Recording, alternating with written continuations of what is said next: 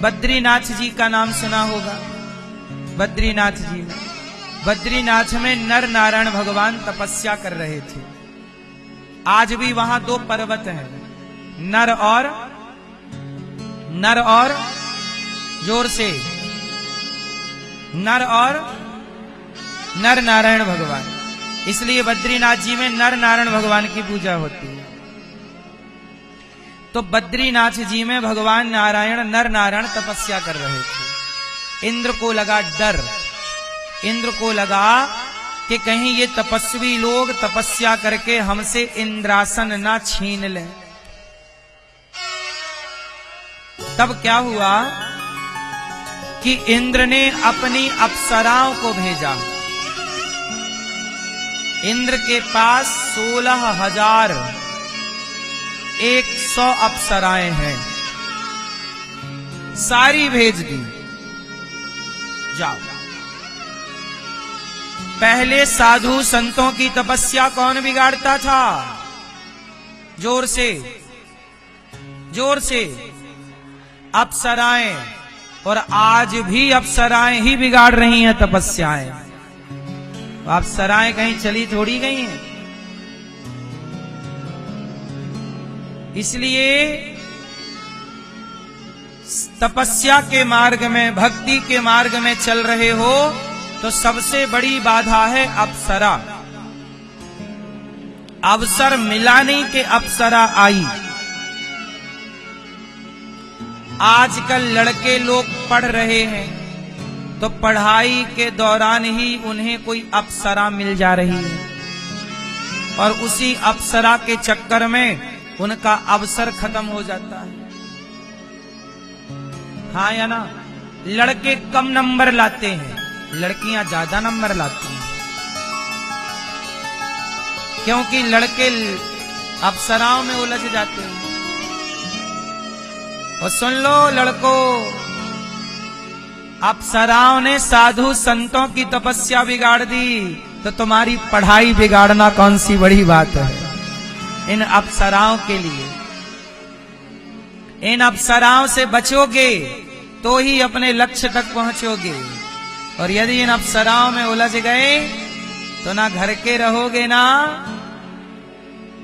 विश्वामित्र जी का नाम सुना होगा। विश्वामित्र जी चले तपस्या करने। बड़े संत, इतने बड़े विश्वामित्र जी जिन्होंने राम को लेकर के गए थे अयोध्या जी से। विश्वामित्र महामुनि ज्ञानी,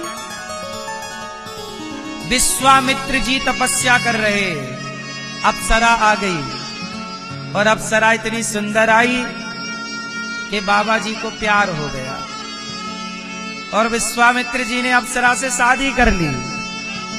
शादी हो गई, बच्ची हो गई, लड़की हो गई। और जब लड़की हुई तो अप्सरा बोली अब टाटा, बाबा जी जाओ। कहाँ? बोले हम तो आपकी तपस्या बिगाड़ने आई थी, इंद्र ने भेजा था, अब हो गई तपस्या भंग, अब हम चली। अब बाबा जी को बड़ा बुरा लगा। विश्वामित्र जी बोले राम राम राम, मैं कहां फंस गया। उन्होंने फिर तपस्या स्टार्ट की और बाद में फिर वो ब्रह्मर्षि बने। कश्यपोत्री वशिष्ठस्य विश्वामित्रोथ गौतमा, ये सातों ऋषि यहीं गंगा के किनारे आकर के तपस्या किए हैं। आज भी यहां पे स्थान है सप्तऋषियों का। तो कहने का अर्थ यह है कि बड़े बड़े ऋषियों की तपस्या अप्सराओं ने बिगाड़ी है। क्यों भैया? आपकी पढ़ाई लिखाई ठीक चल रही है कि अप्सराओं ने बिगाड़ रखी है? हैं? बिगड़ गई? इलू इलू तो नहीं चल रहा है?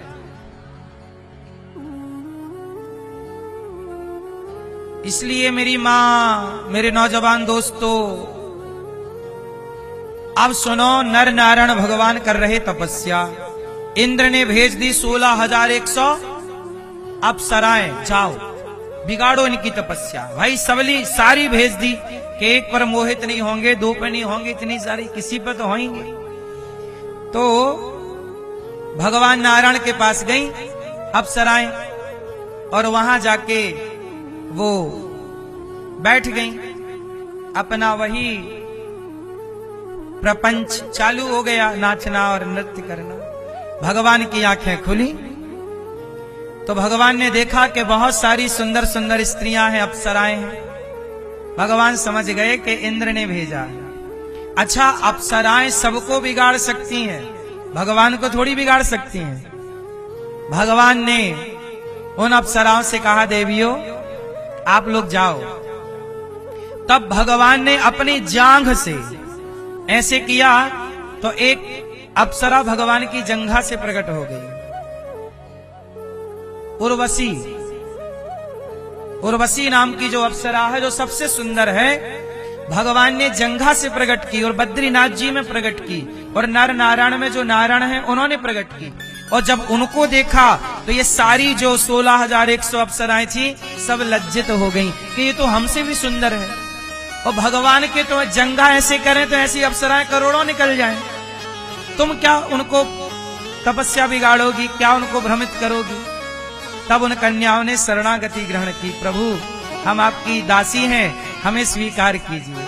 माना कि आप प्रभु हैं, लेकिन आप हमें अच्छे लगे हैं, हम आपकी तपस्या नहीं बिगाड़ना चाहती, लेकिन अब हम आपको पति के रूप में स्वीकार करना चाहती हैं। सारी कन्याओं ने क्या कहा कि हम आपकी पत्नी बनना चाहती हैं। अब भगवान बोले, हम तो तपस्या कर रहे हैं, तुम्हारी इच्छा पूरी कैसे करें? पर भगवान इच्छा पूरी ना करें तो भी गलत है। तब भगवान बोले कि तुम अभी स्वर्ग जाओ, हम द्वापर में जब कृष्ण अवतार लेंगे तब तुम सारी अप्सराओं से हम विवाह करेंगे। और वही तब की अप्सराएं सतयुग की, द्वापर में तब भगवान कृष्ण ने सबसे एक साथ विवाह किया और टोटल विवाह हो गए 16,100। ये सब भगवान ने उधारी चुकाई है।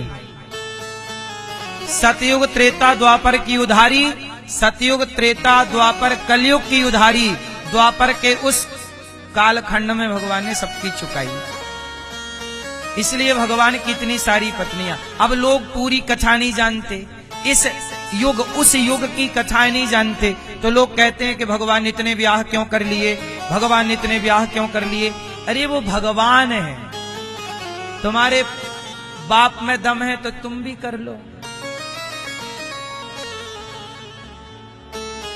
तुमसे हो जाए तो तुम भी 16,000 कर लो। एक में ही तो तुम रो रहे हो, एक तो संभल नहीं रही है, 2-4 आ जाएंगी तुम खर्चे ही ना उठा पाओगे कपड़े लत्ते का। बोलो हाँ, और करनी है शादी आपको? बोलो नहीं। एक में ही आदमी पंचर हो गया।